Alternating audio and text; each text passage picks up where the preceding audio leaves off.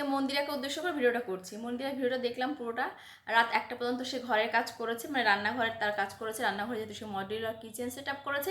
তো দেখো, এবার যেটা সত্যি কথা সেটাই বলবো, সত্যি দেখতে ভালো লাগছে, খুবই ভালো লাগছে। মডিউলার কিচেনটার উপরে যে ওই যে আর কি টপটা, কুকটপটার উপরটা সত্যি সুন্দর লাগছে, হোয়াইট কালারটা দেখতে ভালো লাগছে। রেডের সঙ্গে হোয়াইট দেখতে সত্যিই খুব ভালো লাগছে। আর আমার পার্সোনালি রেডের সঙ্গে হোয়াইট খুব ভালো লাগে, কারণ আমি দেখো আমার ঘরে এই যে মানে বেড, মানে আমার বেড বলো বা আমার এই যে দেখো ওই যে নিচে পিছনে দেখতে পাচ্ছ যে আমার আলমারিটা, সেটাও কিন্তু রেড, আর রেড আছে সঙ্গে ব্ল্যাকও আছে। তো আমি যদি হোয়াইট পেতাম হোয়াইটই নিতাম আলমারিটাও, কারণ আমার রেড আর হোয়াইটের কম্বিনেশনটা সত্যি ভালো লাগে। আর ওর ওর আর কি যেহেতু রান্নাঘরটা খুবই ছোট, তবু ভালো লাগছে দেখতে। এবার কথা হচ্ছে যে ও সবার কাছে জানতে চেয়েছে যে কেমন লাগছে আর কোথায় রাখবে ওর চালের কৌটা বা ডাস্টবিন, এই দুটো কোনটাকে কোথায় অল্টারনেট করে রাখবে। তো আমি যেহেতু ভিডিওটা করছি এই জন্য ওর ভিডিওটা আমি যেহেতু দেখেছি সেই সোর্সে, ও যেহেতু জানতে চাইছে, কমেন্ট কমেন্ট করে বলতে পারতো সবাইকে। তো আমি আমার ভিডিওর মাধ্যমে ওকে মানে কথাগুলো জানাচ্ছি, যেহেতু আমি আমার চ্যানেলটা খুলেছি, সেটাই কন্ট্রোভার্সি করি, সবাইকে নিয়ে কথা বলি, যারকে ভালো লাগে, যাকে যার যেটা ভুল সেটা আমি সেখানে বলি।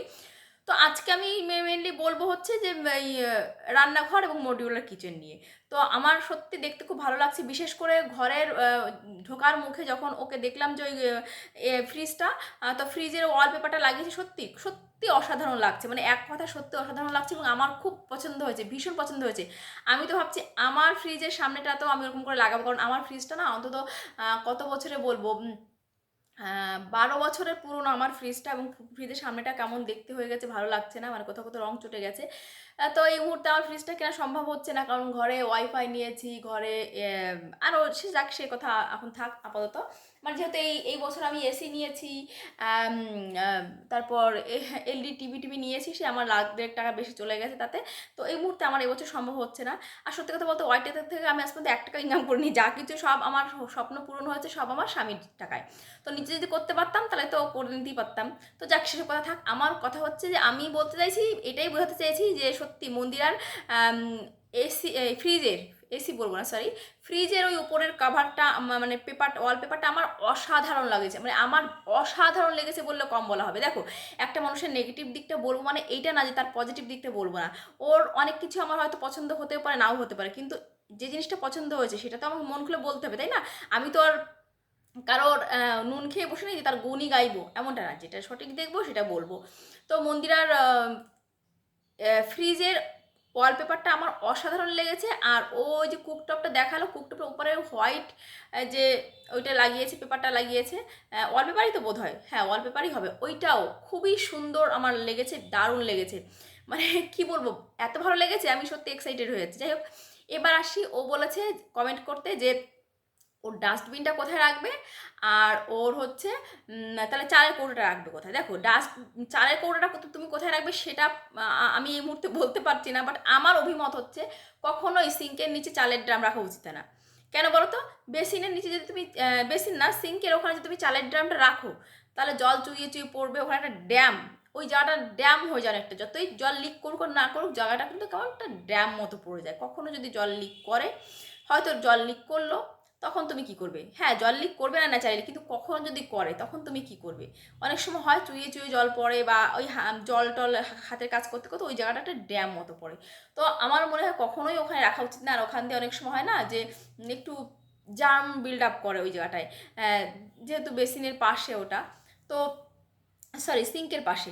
তো আমি বলতে চাইছি ওখানটায় চালের ড্রাম রাখাটা ঠিক নয়, ওখানটায় ডাস্টবিন রাখাটাই ঠিক। ডাস্টবিনটা তুমি ওখানে রাখো।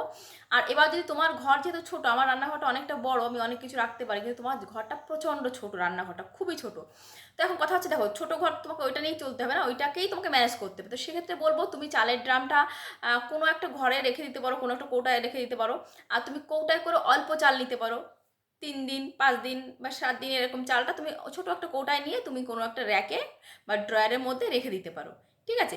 এইটা আমার মনে হয়েছে সঠিক। এবার তোমরা যারা ভিউয়ার্স তারা বলতে পারবে যে আমি ভুল বললাম কি ঠিক বললাম। তো এইটা মনে হয়েছে আমার, আহ, মানে এরকম একটা কিছু করা যেতেই পারে। এবার দেখো, তুমি যেটা করবেই এমনটা কোনো কথা না, তোমাকে করতেই হবে এমনটা কোনো কোথাও লেখা নেই। আমি জাস্ট আমার মতামতটা জানালাম যে তুমি চালের ড্রেমটা কোথায় রাখতে পারো, আর তুমি ডাস্টবিনটা কোথায় রাখবে? ডাস্টবিনটা ওখানেই রাখার জায়গা, ওখানটাতেই রাখা ভালো, বেটার অপশন হবে তোমার। আমার দিক থেকে মনে হয় ওটা বেটার অপশন হবে। আর চালের ড্রামটা তুমি কোথায় রাখতে পারো। এরপর হচ্ছে তুমি আরেকটা বলেছো যে ঘরে আর কি কি করা যেতে পারে। দেখো আমার একটা কথা হচ্ছে, তোমার তো টাকার শেষ নেই, অঢেল টাকা। এবার সেটা তুমি কি করে ইনকাম করেছো সেটা তোমার, সেটা অন্য কথা। আর সেটা তোমার, তবে ইনকামটা তুমি করেছো, এটা তোমার ক্রেডিট। তুমি টাকা ইনকাম করতে পেরেছো, ওটা তোমার ক্রেডিট। এই যে আমরা টাকা ইনকাম করতে পারি না, স্বামীর আশায় স্বামীর দিক থেকে বসে থাকতে হয়, এটা আমাদের ডিসক্রেডিট, আমরা সত্যি পারিনি। হ্যাঁ, এবার তুমি কিভাবে ইনকাম করেছো সেটা অন্য প্রসঙ্গ, অন্যদিন আলোচনা হবে। কথাটা হচ্ছে যে এই যে তুমি করতে পেরেছো আর্ন, এই যে তুমি তোমার ভিউয়ার্স ধরে রাখতে পেরেছো। আমি তো দেখলাম যে 30 মিনিটে বোধহয় 5,000-এর বেশি, 30 মিনিট, 30 মিনিটে 10,000-এর বেশি তোমার ভিউজ হয়ে গেছে। এটা তোমার ক্রেডিট, অবশ্যই ক্রেডিট। মানুষ তো তোমার কাছে যাচ্ছে, নিশ্চয়ই তোমার কিছু যোগ্যতা আছে, কিছু একটা তো তোমার কাছে আছে যে জন্য মানুষ তোমাকে দেখতে যায়, সেটা তোমার ক্রেডিট। এবার নেগেটিভিটি তোমার যে নেই সেটা তো না, আছে। কিন্তু এই যে তুমি ভিউয়ার্সকে ধরে রাখতে পেরেছো, ভিউয়ার্সদের অ্যাটেনশন গেইন করতে পেরেছো, এটা তোমার ক্রেডিট। এটা না অস্বীকার করতে আমরা কেউই পারি না। তো এবার কথা হচ্ছে যে তোমার টাকার অভাব নেই, তাই না? টাকার অভাব নেই। তুমি বললে কি টাকা 2 দিনের মধ্যে তোমার পেমেন্ট ঢুকে যাবে, তো ভালো রকম একটা টাকা পাবে। তো আমি বলবো যে তোমার ওই, তুমি বলছো যে ওই যে র্যাকটাকে আমাকে খুলতে বলো না। এবার আমি বলবো দেখো, তোমার অত সুন্দর ঘরটাকে অত সুন্দর করে তুমি সাজিয়েছো, সেক্ষেত্রে ওই র্যাকটা না যাচ্ছে না। আমার মনে হয় ভালো অনেক সুন্দর সুন্দর র্যাক পাওয়া যায়, সেগুলো একটা কেনো তুমি। সেই র্যাকগুলোকে ওখানে একটা টানাও, একটু দামি দেখে, একটু ভালো দেখে, কোজি, মানে তোমার রান্নাঘরের সঙ্গে যেটা মানায় সেরকম দেখে একটা কেনো। এবং সুন্দর সুন্দর বয়াম কেনো, অনেক সুন্দর সুন্দর বয়াম দেখতে পাওয়া যায়, জার, যেটা বলে কাচের জার। তুমি প্লাস্টিকের জিনিস ইউজ করো কেন, এটা আমি বুঝতে পারি না। তোমার তো টাকার অভাব নেই, প্লাস্টিকের জিনিস মেনলি ইউজ করা ঠিক নয়। বিশেষ করে বাচ্চাদের টিফিন কৌটা তো প্লাস্টিকের করা উচিতই নয়, উচিতই নয়। আমাদের মতো সাধারণ ফ্যামিলিতেও আমরা বাচ্চাকে টিফিনের কৌটা দিই, টিফিন বক্স দিই, বা থার্মো, ওই যে যেটা হট থাকে, যেটা থার্মো, ওই যে কাচের মতো যেটা হয়, স্টিলের মতো হয়, সেই রকম একটা আমরা আর কি টিফিন বক্স দিই আমাদের বাচ্চাদের। কারণ কি জানো তো, খাবারটা অনেক সময় হয় না, তুমি ফল দিচ্ছ শুধু এমন তো নয়, অনেক কিছু আমরা দিই খাবার, যেটা কিন্তু প্লাস্টিকের সংস্পর্শে আসলে ওটাতে একটা ক্ষতিকারক আর কি কেমিক্যাল ওটা থেকে সিক্রেশন হয়, তো সেইটা কিন্তু খাবারে মিশে যায়। এবং সেটা এতই সামান্য হয় যে আমরা বুঝতে পারি না, কিন্তু ধীরে ধীরে দীর্ঘদিন ওটা করতে করতে শরীরের মধ্যে কনজিউম করতে করতে শরীরে বাচ্চাদের কিন্তু একটা হার্মফুল এফেক্ট পড়ে। এটা আমরা কিন্তু কেউ অস্বীকার করতে পারি না। এবার আমরা নর্মাল ফ্যামিলিতে কী করি, অনেক সময় সেগুলোর সঙ্গে অ্যাডজাস্ট করে নিতে হয়, আমাদের আমাদের সাধারণ মানুষ তো, আমাদের অ্যাডজাস্ট করে নিতে হয়। কিন্তু তোমার তো সেটা নয় ভাই, তোমার তো এত টাকা পয়সা, তুমি এত এত ইনকাম করছো, আমি তো মনে করি তোমার বাচ্চাদের জন্য একটু ভালো টিফিন বক্স তোমার করা উচিত, তাই না? ব্যবস্থা করা উচিত। তো আমি বলবো ওই প্লাস্টিকের টিফিন বক্সগুলো, ওগুলোকে ইউজ করো না। হ্যাঁ, এবার কী করবে, এটা ফেলে তো দেওয়া যাবে না, ফেলে দিও না, কাউকে দিয়ে দিও, কাউকে দিয়ে দিও। তোমার বাড়িতে যে কাজের মহিলা আসে, ওনাকে দিয়ে দিতে পারো। কারণ ফেলে দেবে কেন, ফেলে দেওয়ার তো যেহেতু একটা জিনিস ফেলে দেওয়ার দরকার নেই। অনেক সময় হতে পারে ওইটাতে তুমি অন্য কিছু ইউজ করো, ডাল রাখো, এটা রাখো, যা খুশি করতে পারো ওটাতে। তুমি কাউকে, আমার আমার তো মনে হয় তোমার কাউকে দিয়ে দেওয়াই উচিত। কারণ তোমার মতো মানুষ, তোমার তো টাকা আছে, তুমি তাহলে কেন ওই রকম জিনিস ইউজ করবে? ইউজ করা ঠিক না। বাচ্চাকে একটু ভালো ব্র্যান্ডেড দেখে একটু স্টিল দিতে পারো, স্টেনলেস স্টিল, অথবা তুমি ওই যে সমস্ত ব্র্যান্ডেড যে সমস্ত প্লাস্টিক হয় সেগুলো দিতে পারো। আমি তো বলবো প্লাস্টিক দিওই না, দিওই না। স্টিলের টিফিন কৌটা দিতে পারো, অথবা ভালো ওই যে হয় না, যেটাকে কি বলে, ওই যে থার্মোফ্লাক্স জাতীয় ওই ধরনের টিফিন বক্স কিন্তু তুমি বাচ্চাকে দিতে পারো। আমার তো মনে হয় সেটাই উচিত। কারণ তোমার এই যে তোমার মা আগের দিন যেটা বলছিল কথায় যে যার বাচ্চা তারই লাগে। হ্যাঁ, আমরা আমরা হয়তো মায়ের থেকে মাসির দরদ বেশি, আমরা অনেক কিছু বলি, কিন্তু যেগুলো বলি সেগুলো কিন্তু তোমার ভালোর জন্যই বলা হয়, তাই না? তো বাচ্চাকে কিন্তু একটু ভালো টিফিন বক্স দিতেই পারো, ওরকম টিফিন বক্স দিও না। আর ভালো ভালো জার ইউজ করো। প্লাস্টিক তো সত্যি ইউজ করা ঠিক না, আমরা সাধারণ মানুষরা করি, বাধ্য হয়ে করি। প্লাস্টিকের জিনিস তারাই ইউজ করে যারা কাচের বা স্টিলের জিনিস কিনতে পারছি না আমরা, তাই। তো তোমাকে আমি সাজেস্ট করতে পারি, তুমি সুন্দর সুন্দর বয়ামগুলো কেনো, কাচের যে বয়ামগুলো হয় ওইগুলো কেনো, তাহলে তোমার রান্নাঘরটাকে আরও অনেক অনেক সুন্দর লাগবে। সত্যি কথা বলতে অনেক সুন্দর লাগবে, তখন তুমি নিজেই অবাক হয়ে যাবে, এত সুন্দর। মানে জিনিসগুলো যখন সি থ্রু হবে না, কাঁচের জিনিসের কী হয়, সি থ্রু হয়, দেখা যায়, দেখতেও ভালো লাগে। সুন্দর করে যখন তুমি সাজিয়ে রাখবে, সত্যি দেখতে ভালো লাগবে। এবার দেখো, রুচিটা তোমার।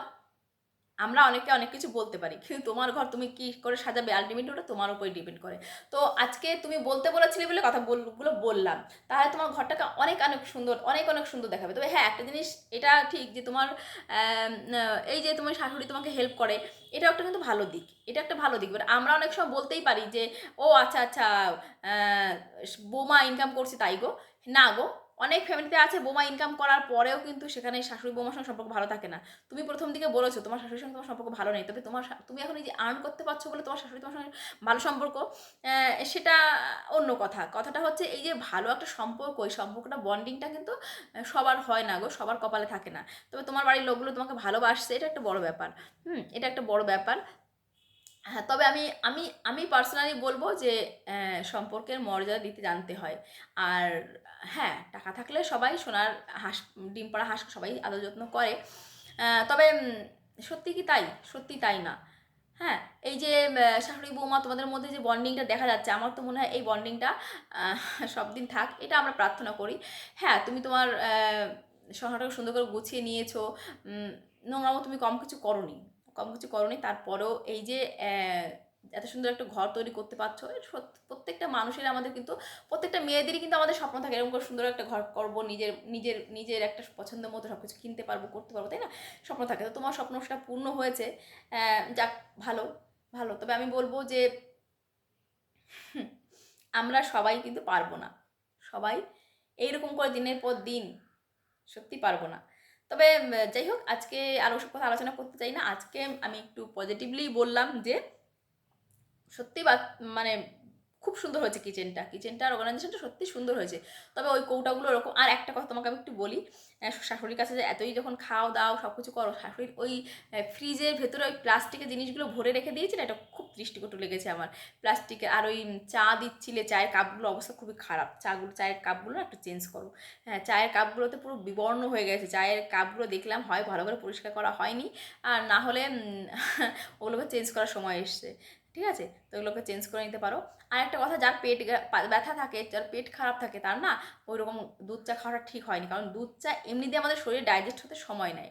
ঠিক আছে, তো তোমার দুধ চাটা খাওয়া একদমই উচিত হয়নি, এটাকে অস্বীকার করতে পারবে না।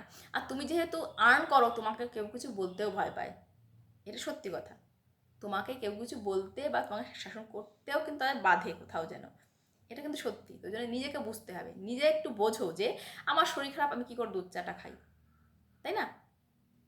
একটু ডিসিপ্লিন মেনটেন করতে হবে। শুধুমাত্র ভিউজ হচ্ছে, টাকা ইনকাম করছো, এটাই কিন্তু বড় কথা নয়, তাই না? জীবনের ডিসিপ্লিনটা খুব একটা বড় জিনিস। তো সকাল টাইম মতো ঘুম থেকে ওঠো, টাইম মতো খাও, টাইম মতো সব কিছু মেনটেন করো, এটাই বলবো। চলো, আজকে বেশি কথা বাড়াবো না, টাটা।